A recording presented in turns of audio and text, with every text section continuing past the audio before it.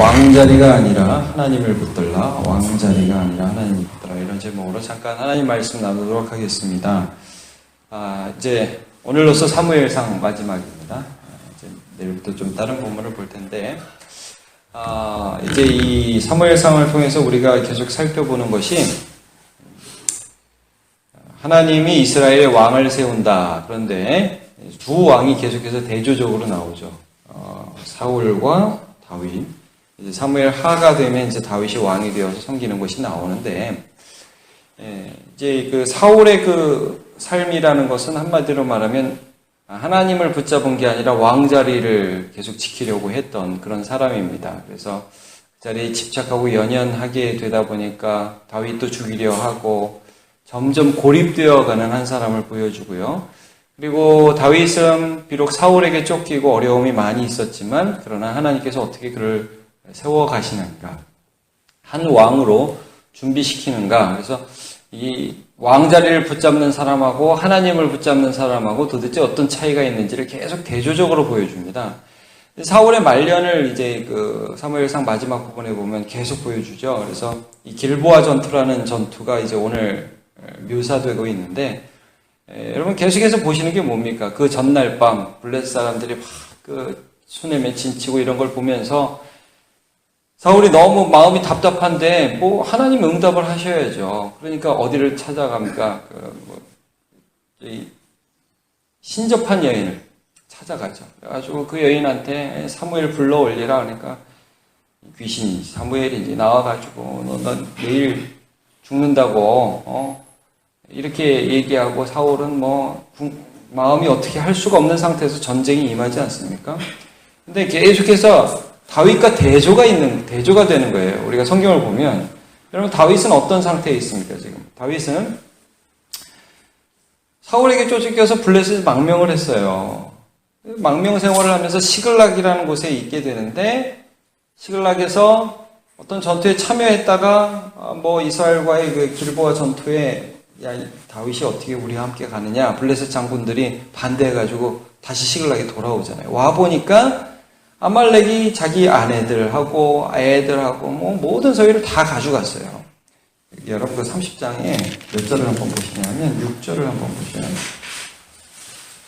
다윗도 똑같이 힘들었습니다, 여러분. 근데 이런 차이가 있어요. 6절에 보니까 백성들이 자녀들 때문에, 왜냐하면 아말렉 사람들이 와가지고 자녀들 다 끌고 가고 마누라 다 끌고 가고 뭐 다 노략질하고 성읍 불태우고, 자 백성들이 그중에 특별히 자녀들 때문에 마음이 슬퍼서 제정신이 아니라서 다윗을 돌로 치자.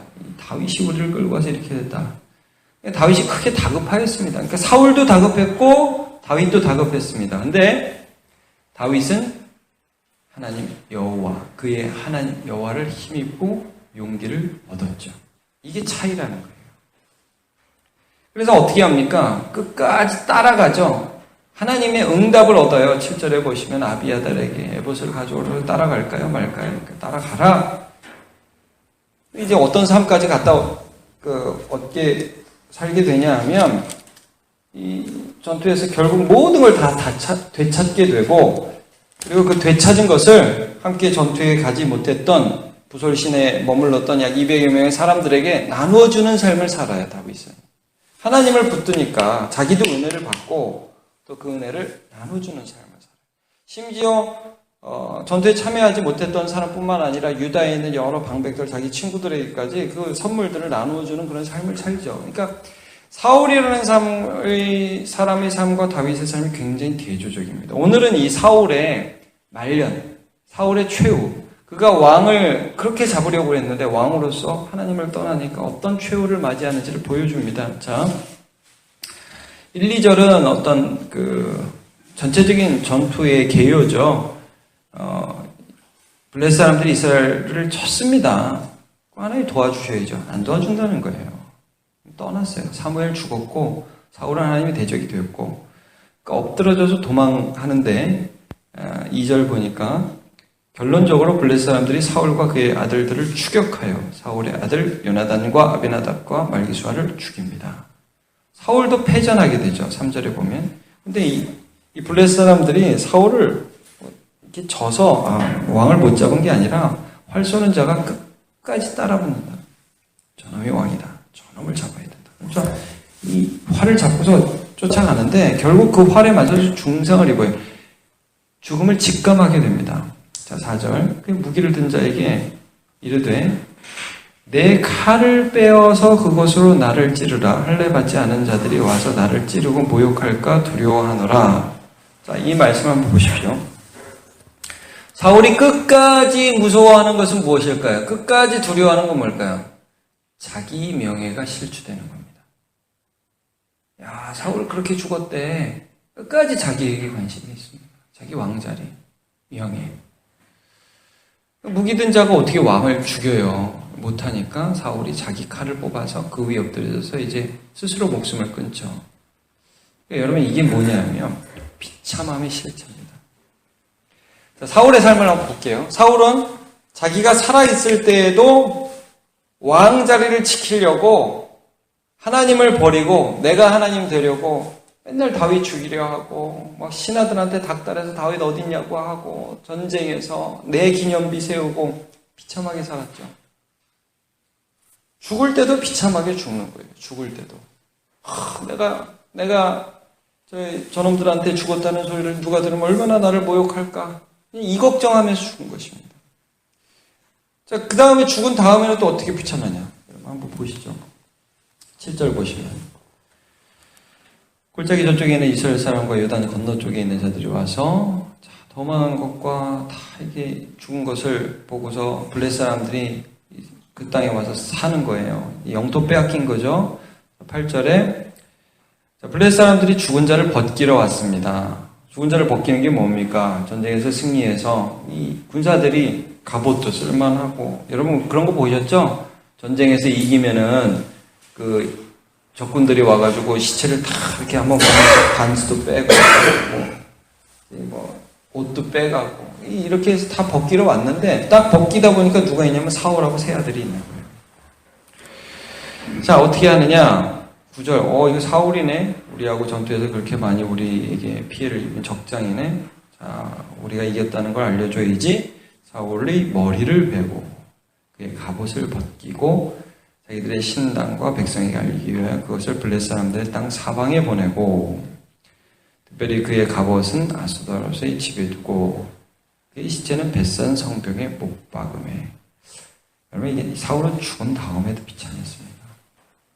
이게 자기를 잡은 사람, 명예를 잡은 사람, 세상을 잡은 사람이 어떤 삶을 살고 또 어떻게 죽고 또 죽은 다음에도 어떠한가를 보여주는 전형적인 예입니다. 근데 좀 재미있는 게요. 그 다음에 길랏 야베스가 나와요. 자, 11절 길랏 야베스 주민들은 블레셋 사람들이 사울에게 행한 일을 듣고 사울에게 비참한데 한 가지 여기서 길랏 야베스 사람들이 한 좋은 일이 여기 나와요. 모든 장사들, 길랏 야베스에 사는 장사들이겠죠. 일어나서 밤새도록 달려가서 사울의 시체와 그의 아들들의 시체를 벳산 성벽에서 내려서 자, 야베스에 돌아가서 거기서 불사르고 그의 뼈를 가져다가 야베스 에셀나무 아래에 장사하고 7일 동안 금식하였더라. 아니 이 사람들은 뭐냐? 여러분 길랏 야베스 하면서 혹시 생각나십니까? 누군지? 너무 오래됐네. 사무엘상 11장에 보시면 지금은 안 찾으셔도 되는데요. 이 사울이 왕이 될 때 제일 첫 전투가 어떤 전투였느냐면요. 길랏 야베스라는 곳에 암몬 사람 나하스가 시비를 걸어요. 야, 우리하고 우리 종이 되라. 그래가지고 될게요. 그러니까 아니 조약식 하기 전에 오른쪽 눈을 다 빼야 되겠어. 그러니까 길랏 야베스 사람들이 혼비백산에서 이스라엘 전역에 전령들을 보내서 우리 좀 도와달라고. 그때 사울이 기름 부음 받았는데 제대로 된 즉위식은 못한 때였어요. 이 소를 끌고 가다가 그 소식을 듣고서 하나님의 영이 임하고 큰 분노가 일어나서 자기가 몰던 소를 갖다가 다 조각을 내가지고 이스라엘에 보내죠. 그래서 사울을 따르지 않는 사람은 다 이렇게 될 것이다. 그래가지고 여호와의 영이 임하고 그래서 사울의 첫 번째 전투한 게 길랏 야베스 사람을 구원해주는 전투였습니다. 이 전투를 통해서 이제 왕이 되는데 여러분 이때만 해도 사울이 자기 안에 있는 죄가 무엇인지를 잘 모르고 그냥 하나님의 영에 감동되어서 일을 했던 첫 번째 전투이자 유일한 전투였습니다. 근데 그 사울이 하나님을 의지했던 그 첫 번째 전투이자 마지막 전투인 이거 하나만 그의 인생에 의미 있게 남은 거예요. 여러분, 계속해서 여기 보시면 뭐 사울의 신하들이 사울을 장사했다 이런 구절이 없잖아요. 사울한테 질린 거예요, 사람들이 다. 나름대로 야, 내가 왕이네 하고 있었는데 진심으로 사울을 사랑하는 사람이 없었던 거예요. 근데 사울이 정말 하나님을 의지했던 그 한 번의 전투에 있었던 그 사람들만 사울에게 은혜를 다시 베풀죠.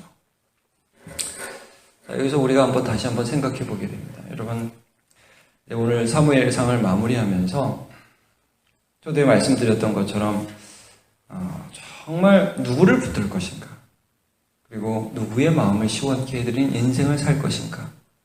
그것은 인생은 어려움을 한 번도 안 당한다가 아니라 다윗같이요, 어려움을 당하죠. 근데 거기서 하나님이 지켜주시더라.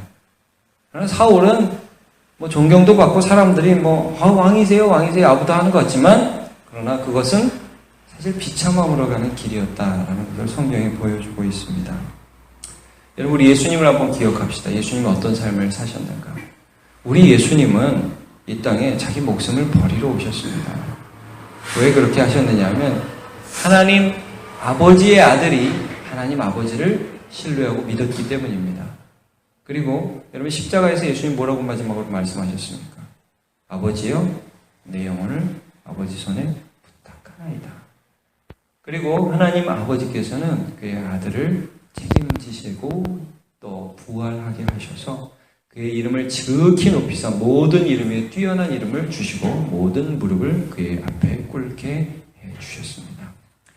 오늘도 이 세상의 왕자리가 아닌 하나님을 붙드는 저와 여러분 되시기를 축복합니다. 기도하겠습니다. 하나님, 오늘 사무엘상을 우리가 마무리합니다. 사울과 다윗이라는 두 인물이 끊임없이 대조되면서 우리가 어떠한 인생을 살아야 할지를 다시 한번 재조명하게 됩니다. 사울이라는 사람, 세상을 살아가면서 자기가 하나님 자리 위에 올라가려고 하였다가 비참하게 최후를 맞이하는 모습을 보게 됩니다. 하나님, 우리에게 은혜를 주시사 우리가 바라보는 것이 이 세상의 왕자리가 아니라 영원하신 하나님과의 관계임을 잊지 않게 하여 주시옵소서. 하나님 아버지께서 우리의 삶을 인도해 주시고, 하나님 아버지께서 우리의 삶을 건져주시고, 하나님 아버지께서 우리가 죽을 때에도 또 우리가 죽은 후에도 우리를 인도해 주시는 유일하신 분이심을 붙들며 나아가는 우리 모두 될 수 있도록 오늘도 인도하여 주옵소서. 감사드리며 예수님의 이름으로 기도합니다. 아멘.